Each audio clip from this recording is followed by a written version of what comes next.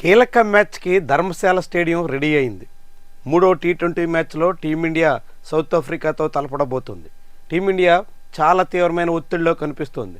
తొలి టీ20 కటాక్లో గెలిచినప్పటికీ ఆ తర్వాత ముల్లాన్పూర్ టీ20లో ఓటమి పాలు కావడం టీమిండియాను ఇక్కట్లు పాలు చేస్తుంది. అదే సమయంలో కీలక టాప్ ఆర్డర్ బ్యాటర్లు ఫామ్లో లేకపోవడం సతమతం చేస్తుంది. ఈ తరుణంలో ఇప్పుడు కెప్టెన్ సూర్యకుమార్, వైస్ కెప్టెన్ గిల్కి ఇదొక కఠిన పరీక్షగా మారుతుంది. అదే సమయంలో గంభీర్ కూడా అనేక రకాలుగా ట్రోలింగ్ ఎదుర్కొంటున్నారు. ఈ తరుణంలో ధర్మశాల టీ20లో విజయం సాధించడం టీమిండియాకి అత్యంత కీలకం.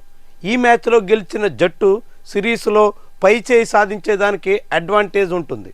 ఎందుకంటే 2 మ్యాచ్లు గెలిచిన తర్వాత మిగిలిన 2 టీ20లో ఒకటి గెలిచిన సిరీస్ దక్కే అవకాశం ఉంటుంది కాబట్టి మెరుగైన ప్లేస్లో ఉంటుంది. అందుకోసమే 2 టీంలు ఈ మ్యాచ్ గెలవడం కోసం కీలకంగా శ్రమిస్తాయి.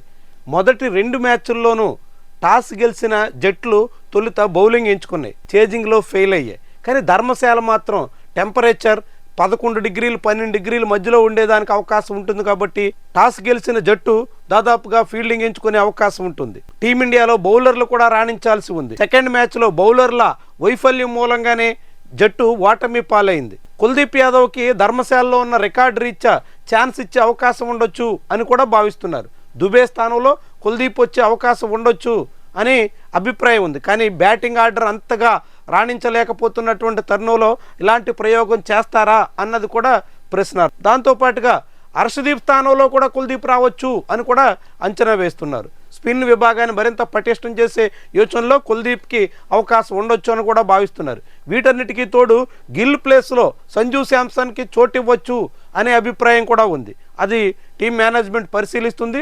నిజంగానే కుల్దీప్ యాదవ్, సంజు శాంసన్ లాంటి వాళ్ళకి టీంలో చోటు దక్కితే అనేక కీలకమైనటువంటి మార్పులు చోటు చేసుకున్నట్టుగా భావించాల్సి ఉంటుంది.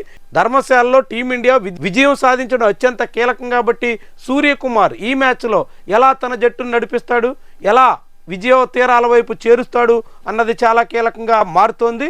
దాంతో ఇది సూర్యకుమార్ కూడా పెద్ద పరీక్షగా కనిపిస్తుంది. ఎందుకంటే టీ20 వరల్డ్ కప్ ముంగిట జట్టు సొంత గడ్డ మీద సిరీస్ గెలవడం అత్యంత కీలకం కాబట్టి అందులో ఈ మ్యాచ్ గెలుచుకోవడం చాలా ముఖ్యం. కనుక ఎలా రాణిస్తారు top order batter Abhishek Sharma, లేదంటే సంజు శాంసన్ ఆర్ శుభ్మన్ గిల్, తర్వాత సూర్యకుమార్, ఈ ముగ్గురు ముఖ్యమైనటువంటిది. అదే విషయంలో పదే బ్యాటింగ్ ఆర్డర్ మార్చేస్తున్నటువంటి వైనం మీద కూడా విమర్శలు వస్తున్నాయి.